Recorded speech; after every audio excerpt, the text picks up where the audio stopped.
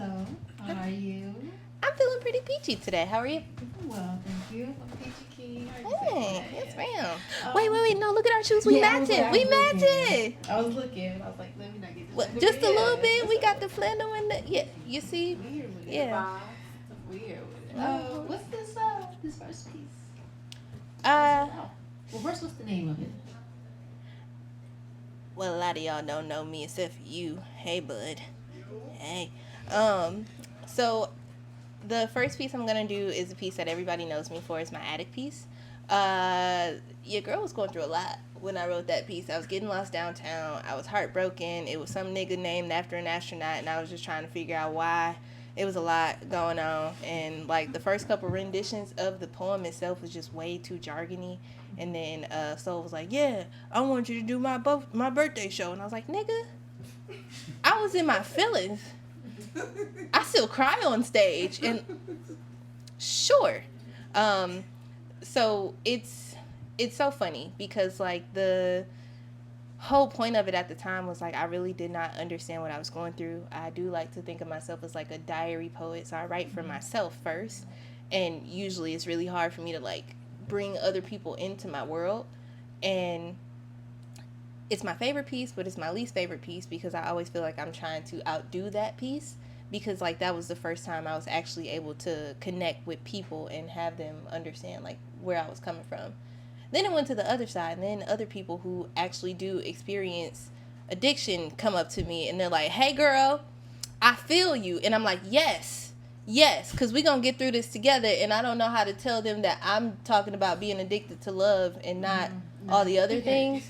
But then I saw this white man on TikTok today, and he was talking about love being an addiction in itself and how it's no different than all the other things. So I was like, okay. So yeah, it's that one. Well, we are ready to hear, so please whenever you're ready. Mic check 313. Okay.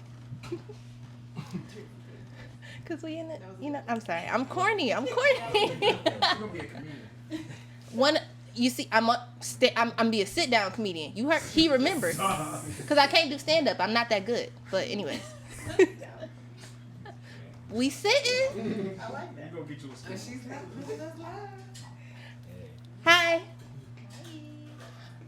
My name is P, and I'm an addict. Funny, I never expected to hear myself say it. To be honest, I didn't really think I had a problem. Infatuation turned fixation, but I guess that's what happens when you give into temptation like I did.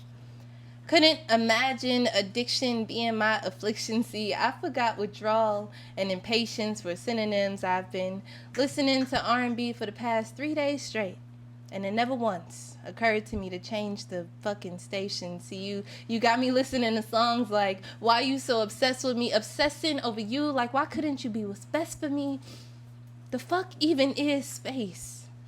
According to Oxford, it's the position at which two or more objects are at a distance from one another, but fuck that gotta do with us? Like we're not two spiritual beings having a human experience, objectified you too many times over. You say I get too possessive with my things. You no longer want to occupy the same space as me. But separation anxiety kills a lot faster than a dose of a distance. See, I got this itch I can't scratch, and I need you. I've made rippy bits of good feelings, got all touchy-feely, clinging like fresh refrigerator magnets, having to have what needs and wants want to appease. But see, you got this dope-ass vibe, but all this space has got me missing signals. And the further you drift, the more vividly I see your hands waving in the distance on purposely unintended interventions consisting of me. Making statements like I don't know why I'm so intimidated for all the wrong reasons. Standing 5 above 5 feet. Subjectively cloud-minded, my antennas get crossed, wrapped around thoughts like beta waves. I get carried away on the maybes. So anxiously fixated on time not worth wasting, but don't call me a fiend because of what the lines in my head lead me to believe, because, baby, the Nile is just a river in Egypt. But for you, I be a barefooted Jesus with just enough faith and speed. I'll do it. You want to see me cross this river real quick? Cause when I'm high off you, anything feels possible. And the body becomes as light as a quill tip feather. So eager to write our names together, baby, fuck forevers. See, most highs metabolize within 2 to 4 hours anyway. But anyways, is there any way I could get this on tap? Need you on top of me to get this monkey off my back? Dope me up, daddy. Make miracles of these heavily sedated delusions. Make my heart beat outside of my chest whenever yours comes over to visit, and whatever sense of self-control I think I have, I lose it.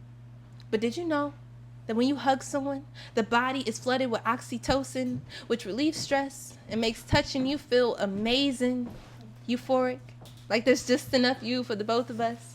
In case you're wondering what my drug of choice was, it's that.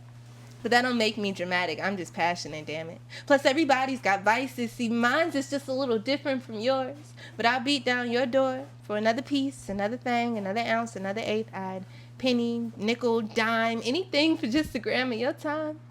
'Cause see, I had a taste of love once, and I ain't been right ever since. So I guess I'm just another addict looking for a fix. And for context, I was blowing that man phone up. I just needed him to understand that he had me fucked up. Like it was a lot. I usually don't. Well, if you know me, you know I do. Because I in exchange for your business, I give my business, so a little bit of my business, right? So it was a whole fucking whirlwind. Talk about a love bombing.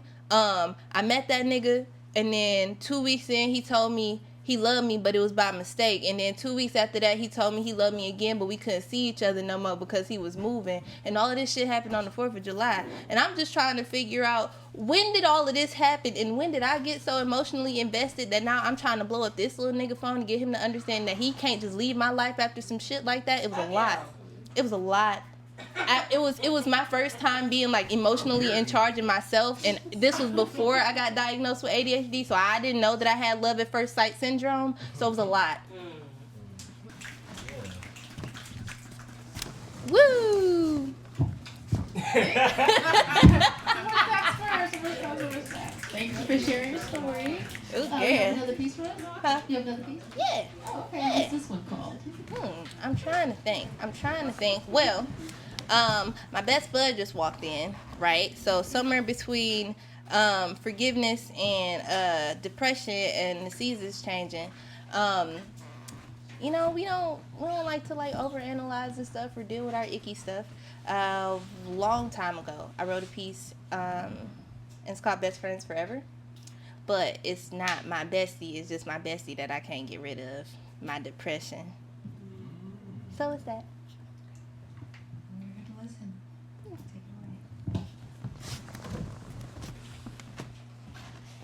Take it away. Do.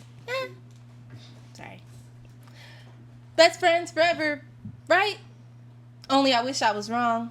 Tired of being tied tongue, singing the same sad song, especially when she sings along. Hello, darkness, my old receptacle for worn out thoughts. She likes to unbox her fondest memories, menacing me into a deep, faulty day thinking she knows me best at my worst. There to remind me of what's deserved, and sometimes she gets on my fucking nerves like, why you can't just be positive?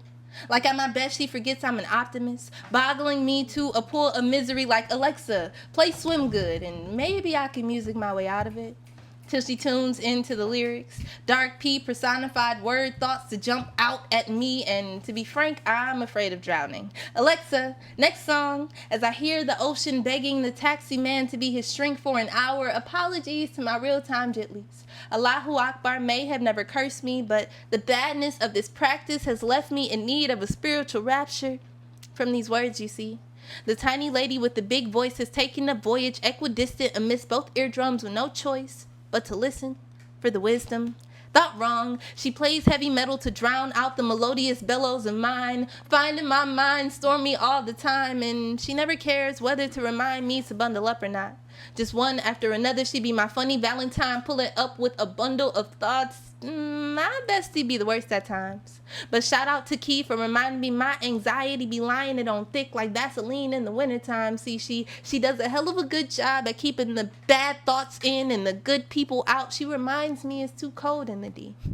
More functional than depressed, so we won't digress. I guess my bestie be as good as broken-hearted hard on myself when my room's a mess, and They say it ain't no sleep for the wicked. I just wish I could give it a rest. And that's that piece. Oh, wait. Okay, and I will leave y'all with this because I'm supposed to do it in the beginning, but it ain't no better time like the present. So, if you didn't know, heartbreak is not synonymous with a broken leg, my nigga. You will walk again. So stand up. Also, I'm P the Poet. You can catch me on Instagram at PTHAPOET. Boop. Yeah. Can I sashay away? No? After Okay, everyone then. make noise for you, can't until they do it one more time. There we go. Like I said, that was beautiful. Thank you so much for blessing us and blessing the space with that.